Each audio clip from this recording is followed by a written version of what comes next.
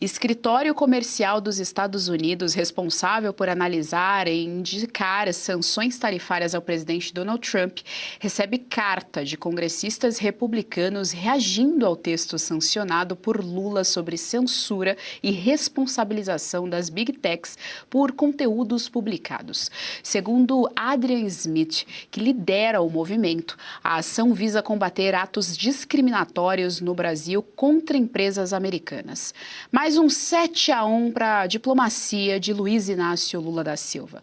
Quem traz mais informações é o correspondente internacional Ivan Kleber. Vamos então receber aqui o nosso querido Lorde. Ivan Kleber já está no telão conosco e vai atualizar a nossa audiência. Ivan Kleber, seja muito bem-vindo ao JDO2. Boa tarde.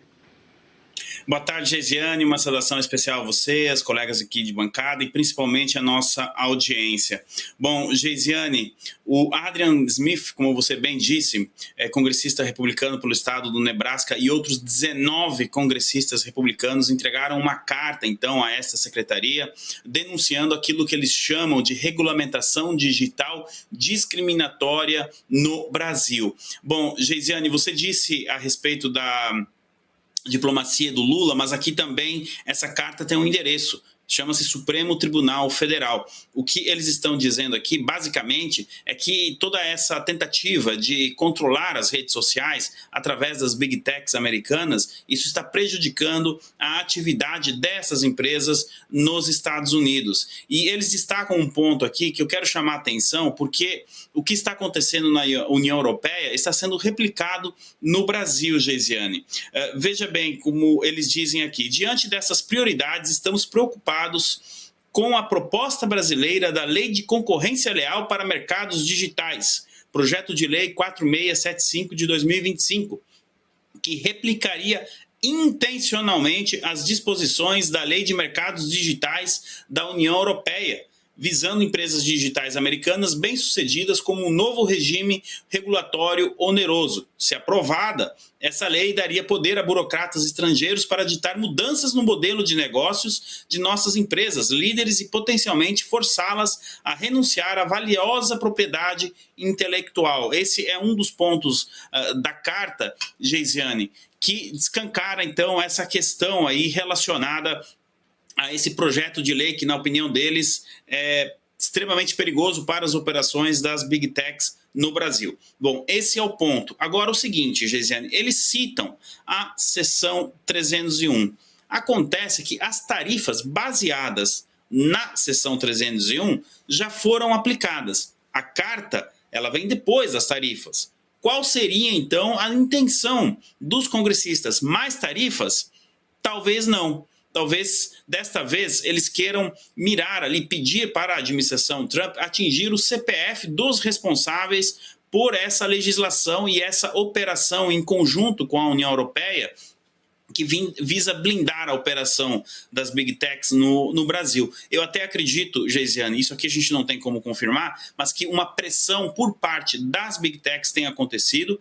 As Big Techs talvez não tenham ficado satisfeitas com a questão das tarifas, porque isso não vai resolver. O projeto de lei está avançando, como a gente está acompanhando. Então, nesse caso, seria necessária talvez uma dose um pouco mais forte aí dessa ação do governo americano. Podemos ter a perspectiva da volta da Lei Magnitsky ou da aplicação da Lei Magnitsky a outros ministros da Suprema Corte, ou também aqueles responsáveis por andar com esse processo com esse projeto de lei no Congresso? A resposta é sim. Ainda é muito prematuro a gente falar que a Magnitsky será reaplicada ou algo nesse sentido. Mas, se a intenção é justamente fazer uma pressão em cima do Brasil para que o governo brasileiro reverta esta tendência, que vai também na linha da liberdade de expressão, né? Nós estamos acompanhando, o governo americano está falando sobre as eleições no Brasil. Sabe-se que sem liberdade de expressão, dificilmente você tem um processo eleitoral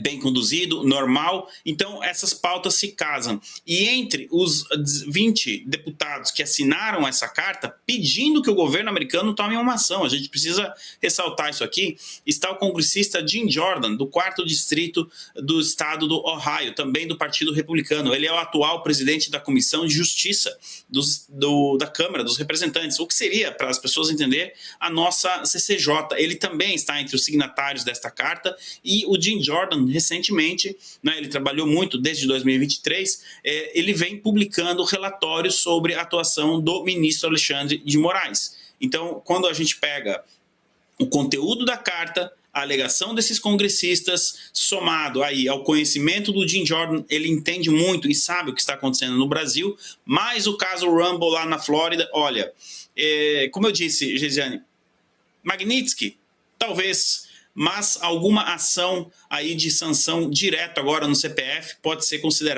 levada em consideração pela Casa Branca. Geisiane. Deixa eu trazer aqui a tela, Ivan Kleber, as nossas analistas do dia, doutora Kátia Magalhães, sua pergunta para o nosso querido Lorde Ivan Kleber.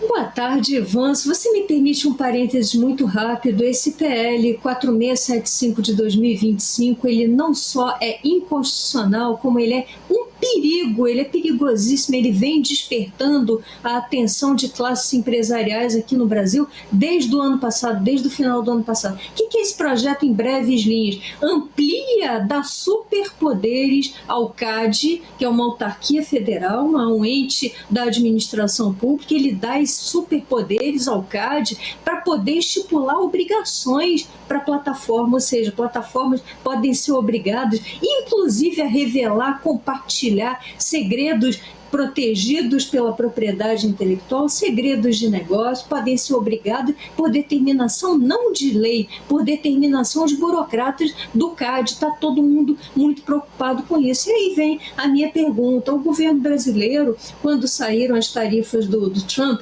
ele bravateou e disse que poderia ir à OMC contra os Estados Unidos. Eu enxergo uma eventual aprovação desse PL 4675 como um fundamento mais que plausível para os Estados Unidos aí sim irem ao OMC contra o Brasil e até eventualmente nos retirar de acordos, tratados importantes da propriedade intelectual, como o TRIPS, que foi ao qual o Brasil aderiu lá na rodada do GATT, do Uruguai, em 95, e que protege patentes, em particular patentes farmacêuticas. Como é que você enxerga essa questão? Existiria essa possibilidade? Será que o governo Trump estaria disposto a ir tão longe assim?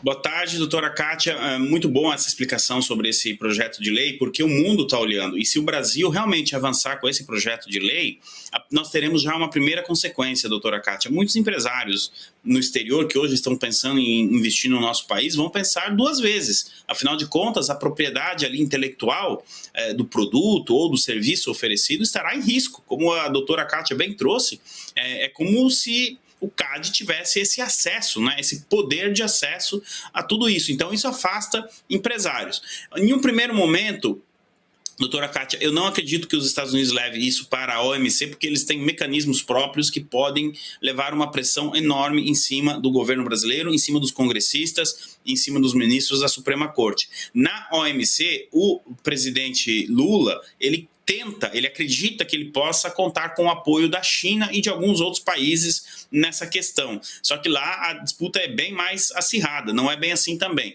Mas em um primeiro momento, então, eu acredito que os Estados Unidos tentem resolver isso diretamente com o Brasil, até porque os Estados Unidos também estão em rota de coalizão com a OMC. Agora, é preocupante do ponto de vista do Brasil, porque é assim que a gente começa a ver as liberdades e também a capacidade empresarial, né, de investir no nosso país, de criar.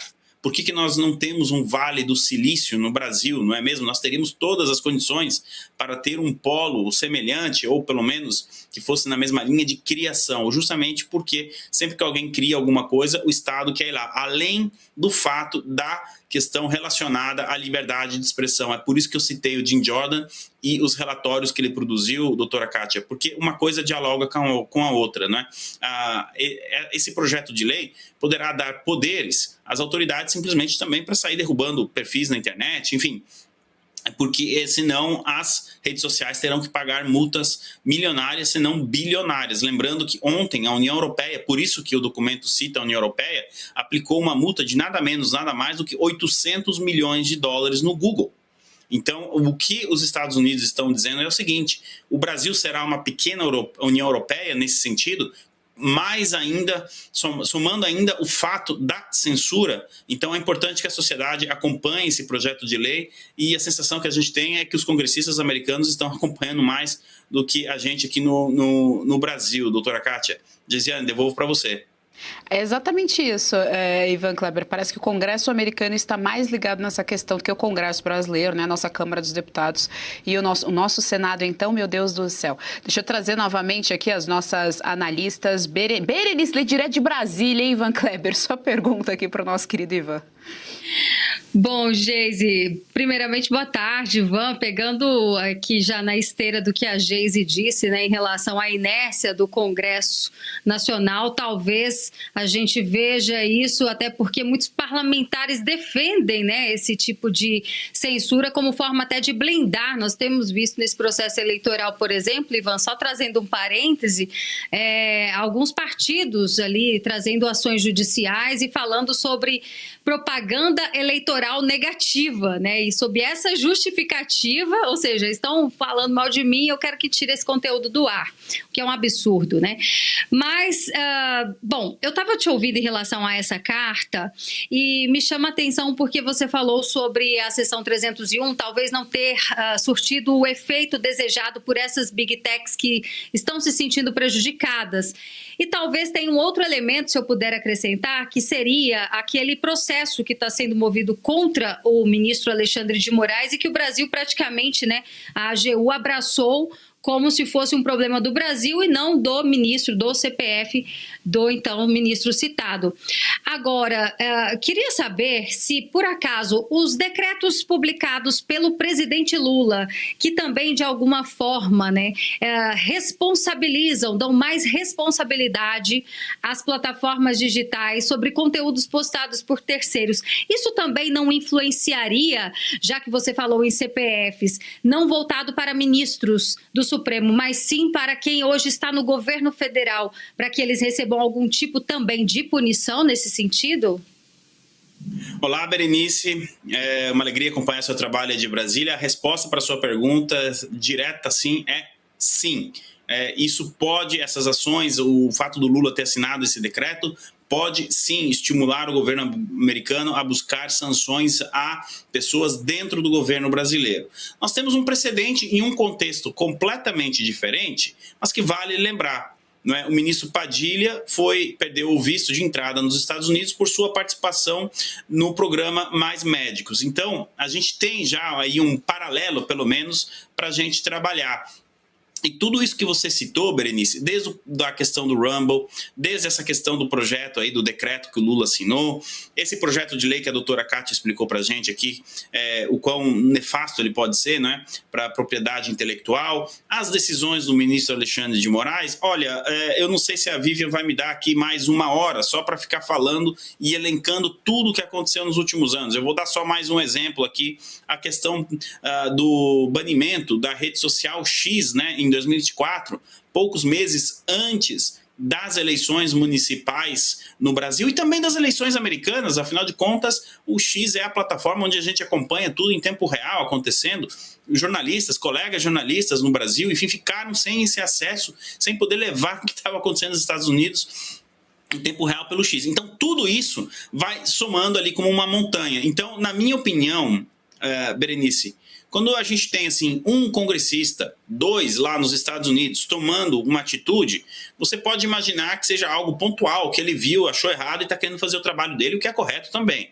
Agora, quando nós temos 20 congressistas, e eu fui dar uma olhada na lista de todos os Estados Unidos, ou seja, não é de um estado ou outro específico, você tem deputados ali, congressistas de todo o país. Isso significa que é um assunto extremamente importante, que está sendo levado a sério e que olha como funcionam as coisas nos Estados Unidos, né? São congressistas do Partido Republicano exigindo uma ação do governo Trump, que é do Partido Republicano. Na carta, eles dizem nas entrelinhas o seguinte: olha, vocês aplicaram as tarifas, mas essa questão está andando lá, as tarifas não vão resolver esse problema. Precisamos aumentar aí a dose, então, para ver se alguém lá no Brasil toma ciência do que está acontecendo, e aí quando de repente doer no bolso ou não poder mais viajar, talvez nem para a Europa, aí eles comecem a rever o que eles estão querendo aprovar lá no Brasil. Geisiane, devolvo para você. Muito obrigada, Ivan Kleber, pelas informações aqui no nosso Jornal da UES Segunda Edição. Bom final de semana e até semana que vem. E se você pudesse ter acesso aos bastidores do Sem Filtro e conversar direto com os comentaristas e âncoras da Oeste? Agora, isso é possível com o Clube de Membros do nosso canal no YouTube. O clube foi criado para quem quer dar um passo além e fazer parte de uma comunidade exclusiva. São 3 níveis de assinatura, pensados para aproximar você da nossa equipe. No plano apoiador, você ganha destaque no chat, figurinhas personalizadas e acesso a publicações exclusivas na comunidade do canal. Quer estar ainda mais perto da Oeste? Nos níveis Engajado e VIP, nós liberamos acesso às lives fechadas com nossos apresentadores e comentaristas, nas modalidades mensal ou semanal. Você também participa de sorteios de livros e produtos da Oeste, além de acesso antecipado a vídeos e a uma visão direta dos bastidores do programa Oeste Sem Filtro. Faça parte do nosso clube de membros e tenha acesso a lives exclusivas comigo e com todo o time da Oeste. Se você acredita na importância de um jornalismo livre, independente e comprometido com os fatos, clique agora no botão Seja Membro e conheça todos os detalhes e vantagens de cada plano.